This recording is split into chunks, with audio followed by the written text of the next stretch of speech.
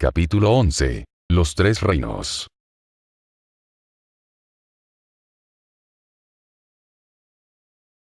Los minerales y las plantas.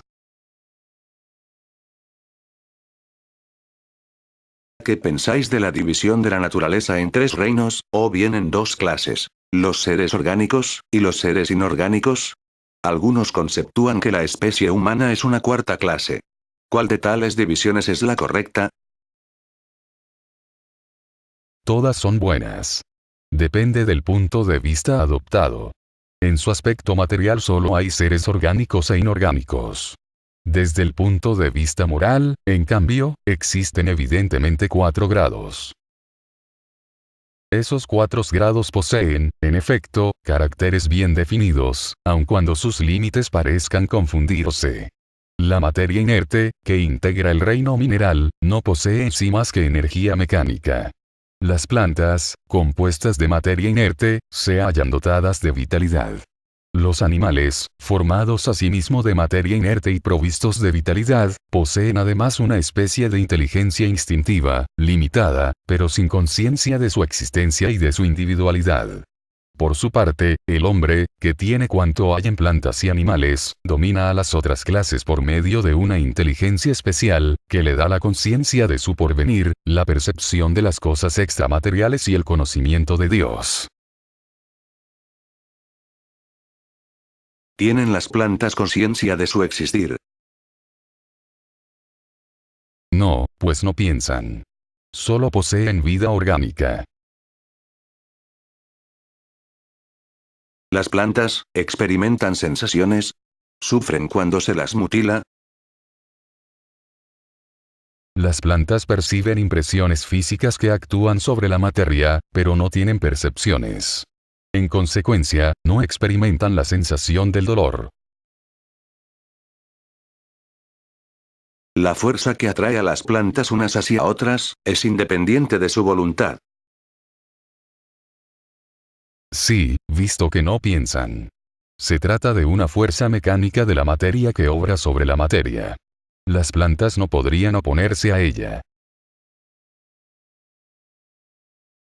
Ciertas plantas, tales como la sensitiva, y la dionea, por ejemplo, tienen movimientos que denotan gran sensibilidad, y en ciertos casos una especie de voluntad, como sucede con la segunda de las nombradas, cuyas hojas aprisionan al insecto que acude a posarse en ellas para libar su zumo, y al cual la dionea parece tender una trampa para después matarlo. Esas plantas están dotadas de la facultad de pensar. Poseen voluntad. Constituyen una clase intermedia entre los reinos vegetal y animal. ¿Son una transición de uno a otro de esos reinos? En la naturaleza todo es transición, por el hecho mismo de que nada es semejante y, sin embargo, todo se relaciona. Las plantas no piensan y, por consiguiente, carecen de voluntad. La ostra que se abre, así como todos los zoófitos, están desprovistos de pensamiento. Solo hay en ellos un instinto ciego y natural. No hay en las plantas, como en los animales, un instinto de conservación que las mueva a buscar lo que pueda serles útil, y a sustraerse de lo que sea capaz de dañarlas. Es, si así se quiere, una especie de instinto. Depende de la extensión que se conceda a este vocablo. Pero es puramente mecánico. Cuando en las operaciones químicas veis unirse dos cuerpos, es porque son compatibles, vale decir que hay entre ellos afinidad. Pero no denomináis instinto a esto. En los mundos superiores, ¿son las plantas, así como los demás seres, de una naturaleza más perfecta? Todo es más perfecto allí, pero las plantas son siempre plantas, como los animales siempre son animales y los hombres son siempre hombres. Los animales y el hombre. Si comparamos al hombre con los animales en lo que toca a la inteligencia, la línea de demarcación entre aquel y estos parece difícil de trazar, porque algunos irracionales tienen, desde este punto de vista, una notoria superioridad sobre ciertos seres humanos. Esa línea fronteriza, ¿puede ser establecida de una manera exacta? Sobre este punto vuestros filósofos no se hallan muy de acuerdo. Unos pretenden que el hombre es un animal, otros, que el animal es un hombre. Todos se equivocan. El hombre es un ser aparte, que en ocasiones se rebaja demasiado o que puede elevarse muy alto. En lo físico, el hombre es como los animales, y está menos dotado que muchos de ellos. La naturaleza les ha concedido todo lo que el hombre está obligado a inventar con su inteligencia a fin de proveer a sus necesidades y a su conservación. El cuerpo humano se destruye igual que el de los animales, es cierto, pero su espíritu tiene un destino que solo él puede comprender, porque únicamente él es del todo libre. Pobres hombres, que os rebajáis por debajo de la bestia. ¿No sabéis diferenciaros de ella? Reconoced al hombre por el pensamiento de Dios. ¿Se puede afirmar que los animales solo obran por instinto? También en esto hay un prejuicio. Bien es verdad que el instinto predomina en la mayoría de los animales, pero ¿no estás viendo que actúan con una voluntad determinada? Eso es inteligencia, aunque sea limitada. ¿Poseen lenguaje los animales? Si os referís a un lenguaje formado por palabras y sílabas, no. Pero un medio de comunicarse entre ellos, sí. Se expresan recíprocamente muchas más cosas de las que creéis. Pero su lenguaje se limita, igual que las ideas, a sus necesidades. Existen animales que no tienen voz. ¿No poseen, entonces, lenguaje? Se entienden por otros medios. ¿Acaso los hombres solo tenéis la palabra para comunicaros? ¿Qué dices de los mudos? Puesto que entre los irracionales existe la vida de relación, disponen de medios para advertirse del peligro y expresar las sensaciones que experimentan. ¿Crees que los peces no se entiendan? El hombre no disfruta, pues, del privilegio exclusivo del lenguaje. Pero el de los animales es instintivo y se halla constreñido al círculo de sus necesidades e ideas, en tanto que el del hombre es perfectible y se presta para expresar todas las concepciones del intelecto. ¿Poseen los animales el libre albedrío de sus actos? No son simples máquinas, como creéis. Pero su libertad de acción se halla limitada a sus necesidades, y no es posible compararla con la del hombre. Puesto que aquellos son muy inferiores a éste, no les caben los mismos deberes. Su libertad se restringe a los actos de la vida material. ¿A qué se debe la actitud de ciertos animales de imitar el lenguaje humano, y por qué esa facultad se encuentra más bien en las aves que en el mono, por ejemplo, cuya conformación posee más analogía con la del hombre? Conformación particular de los órganos vocales, secundada por el instinto imitativo. El gnomo imita los gestos. Algunos pájaros imitan la voz. Puesto que los animales poseen una inteligencia que les confiere cierta libertad de acción, ¿existe en ellos un principio independiente de la materia? Sí, y que sobrevive al cuerpo. ¿Ese principio es un alma similar a la humana? Es también un alma, si así lo queréis. Ello depende del sentido que se dé a esta palabra. Pero es inferior a la del hombre. Hay entre el alma de los irracionales, y la humana tanta distancia como la que existe entre el alma del hombre, y Dios. ¿El alma de los animales, conserva después de la muerte su individualidad y la conciencia de sí? Sí, su individualidad, pero no la conciencia de su yo. La vida inteligente permanece en estado latente. ¿El alma de los irracionales, puede elegir encarnar en un animal más bien que en otro? No, no posee libre arbitrio. Visto que el alma del animal sobrevive a su cuerpo, se halla después de la muerte en la erraticidad, como la del hombre. Es una especie de erraticidad la suya, puesto que no está unida a un cuerpo, pero no es un espíritu errante. El espíritu errante es un ser que piensa y obra por su libre voluntad. El de los animales no posee la misma facultad. El atributo del irracional es clasificado, después de su muerte, por los espíritus a quienes esta tarea compete, y casi de inmediato se le utiliza. No tiene oportunidad de entrar en relaciones con otras criaturas. ¿Siguen los animales, como los hombres, una ley progresiva? En efecto. De ahí que en los mundos superiores, donde los hombres se hallan más evolucionados, los animales lo estén también, poseyendo medios de comunicación más desarrollados.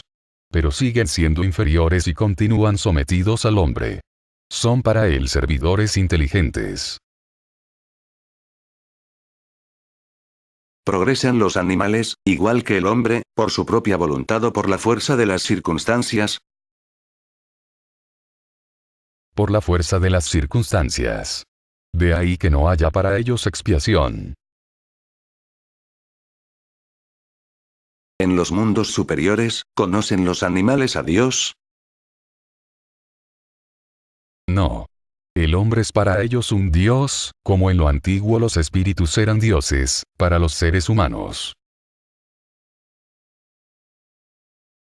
Puesto que los animales, aun los perfeccionados de los mundos superiores, siguen siendo inferiores al hombre, de ello resultaría que Dios habría creado seres inteligentes perpetuamente destinados a la inferioridad, lo cual parecería estar en desacuerdo con la unidad de miras y de progreso que en todas sus obras se observa. En la naturaleza todo se eslabona por vínculos que no podéis aún aprender, y las cosas que en apariencia son más disparatadas tienen puntos de contacto que el hombre, en su actual estado, no llegará jamás a comprender.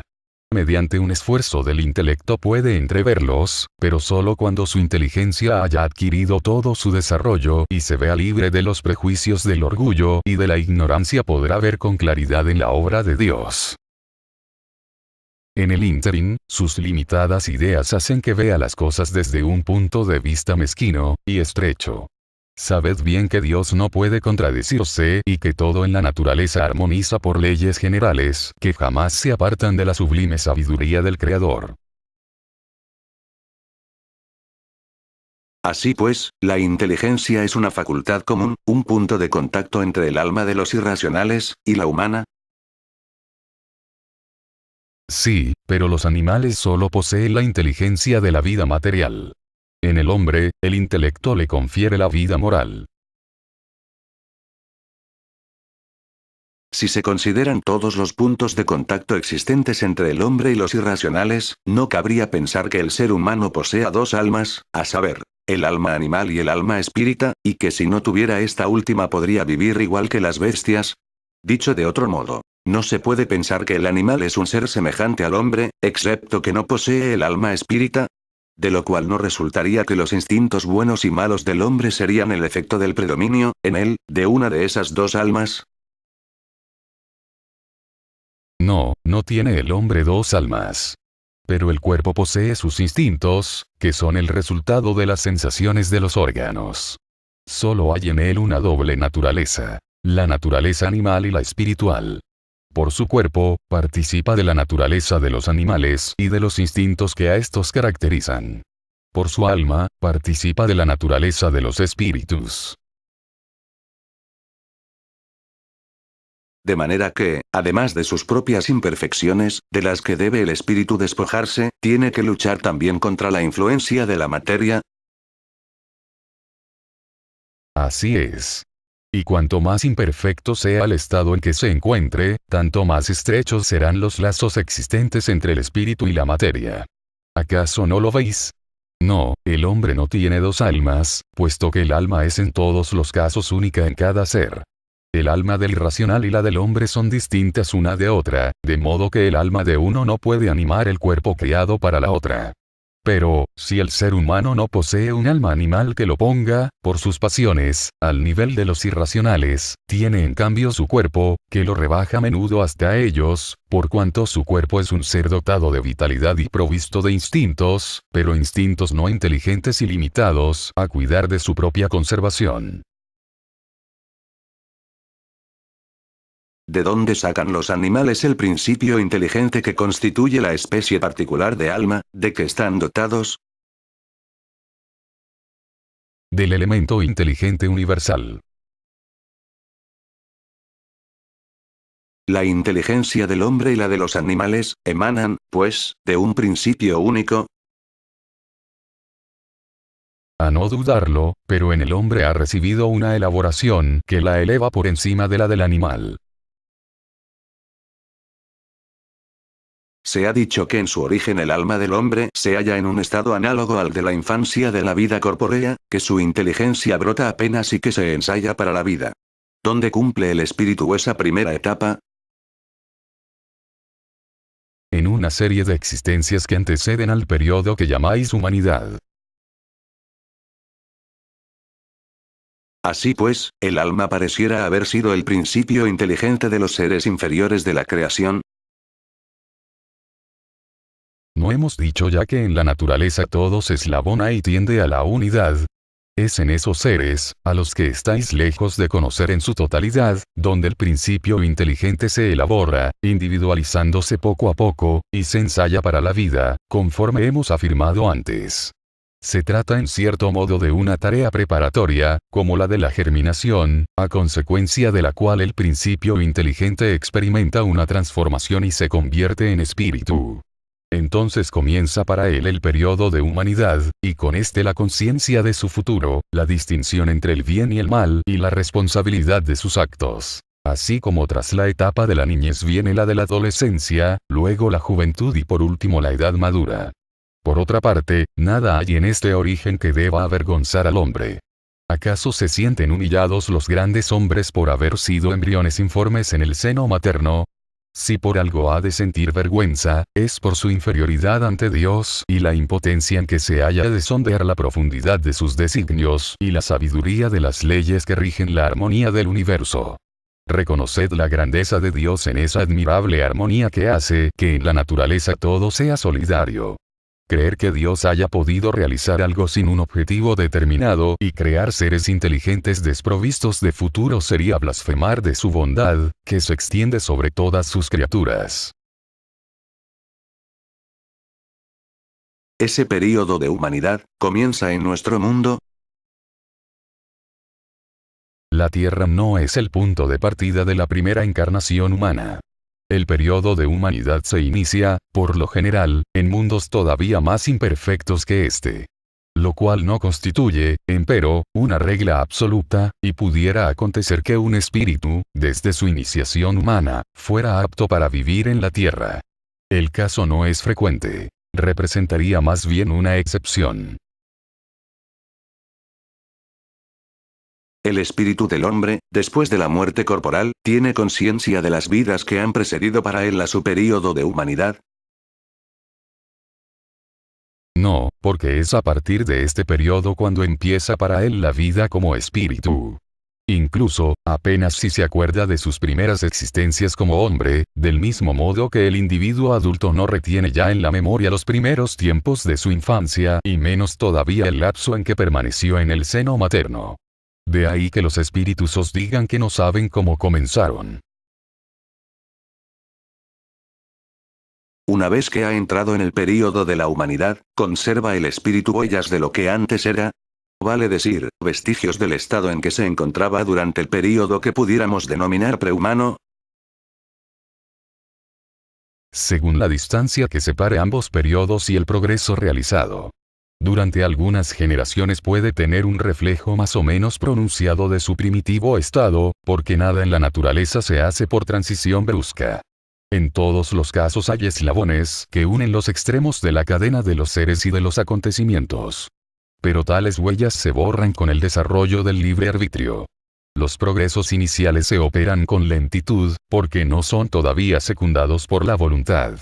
Sigue después una progresión más rápida, a medida que el espíritu va adquiriendo una más perfecta conciencia de sí. Los espíritus que han afirmado que el hombre es un ser aparte en el orden de la creación, ¿se han engañado, entonces? No, pero la cuestión no había sido aún desarrollada, y además hay cosas que solo a su tiempo pueden venir. El hombre es, en efecto, un ser aparte, por cuanto posee facultades que le distinguen de todos los demás seres y tiene otro destino. La especie humana es la que Dios ha escogido para la encarnación de los seres que pueden conocerle. Metempsicosis. Nota. La metempsicosis es una antigua doctrina filosófica griega basada en la idea tradicional de la constitución triple del ser humano, espíritu, alma y cuerpo, que afirma el traspaso de ciertos elementos psíquicos de un cuerpo a otro después de la muerte. Por otra parte, hablando bajo los conceptos del espiritismo, no existe una diferencia entre alma o espíritu. El espiritismo lo define así: alma o espíritu, periespíritu, y cuerpo físico. La comunidad de origen, en el principio inteligente, de los seres vivos, no significa la consagración de la doctrina de la metempsicosis. Dos cosas pueden tener un mismo origen y no asemejarse en modo alguno más tarde. ¿Quién reconocería al árbol, con sus hojas, flores y frutos, en el germen amorfo contenido en la semilla de donde él salió? Tan pronto como el principio inteligente alcanza el grado necesario para ser espíritu y entrar en el periodo de humanidad, deja de tener relación con su primitivo estado, y solo es, respecto del alma de los animales, lo que el árbol respecto de la simiente. En el hombre solo queda animal el cuerpo, así como las pasiones que nacen de la influencia de éste y el instinto de conservación inherente a la materia. No se puede aseverar, pues, que ese hombre sea la encarnación del espíritu de determinado animal, y por tanto la metempsicosis, tal como se la entiende, no es exacta. ¿El espíritu que animó el cuerpo de un hombre, podría reencarnar en el de un animal? Esto sería retrogradar, y el espíritu no retrocede. El río no se remonta hacia su fuente. Por muy errónea que sea la idea en que se basa la metempsicosis, no será el resultado del sentimiento intuitivo, de las diversas existencias del hombre. Ese sentimiento intuitivo se encuentra en tal creencia como en otras muchas. Pero, como sucede con la mayor parte de ideas intuitivas, el hombre lo ha desnaturalizado. La metempsicosis sería verdadera si se entendiese con esa palabra la progresión del alma de un estado inferior a uno superior, en el que adquiriría desarrollos que transformaran su naturaleza. Pero dicha doctrina es falsa si se la interpreta como transmigración directa del animal al hombre, y viceversa, lo cual implica la idea de una retrogradación o fusión. Ahora bien, como quiera que tal fusión no puede tener lugar entre los seres corporales de una y otra especie, ello indica que se encuentran en grados no asimilables y que lo propio debe ocurrir con los espíritus que los animan. Si un mismo espíritu pudiera animarlos alternativamente, se seguiría de esto una identidad de naturalezas que se traduciría en la posibilidad de su reproducción material. La reencarnación que enseñan los espíritus se funda, por el contrario, en la marcha ascendente de la naturaleza y en la progresión del hombre dentro de su propia especie, lo que no le quita nada de su dignidad. En cambio, lo que sí lo rebaja es el mal uso de las facultades que Dios le ha concedido para su adelanto. Sea como fuere, la antigüedad y universalidad de la doctrina de la metempsicosis, así como los hombres prominentes que la han profesado, prueban que el principio de la reencarnación tiene sus raíces en la naturaleza misma. Estos son, pues, argumentos en su favor más bien que contrarios. El punto de partida del espíritu es una de las cuestiones que se relacionan con el principio de las cosas y que están en el secreto de Dios. No es dado al hombre conocerlas de una manera absoluta, y a este respecto solo pueden hacerse conjeturas, elaborar hipótesis más o menos probables. Los espíritus mismos se hallan lejos de conocerlo todo. Y acerca de lo que no saben pueden ellos también sustentar opiniones personales más o menos sensatas.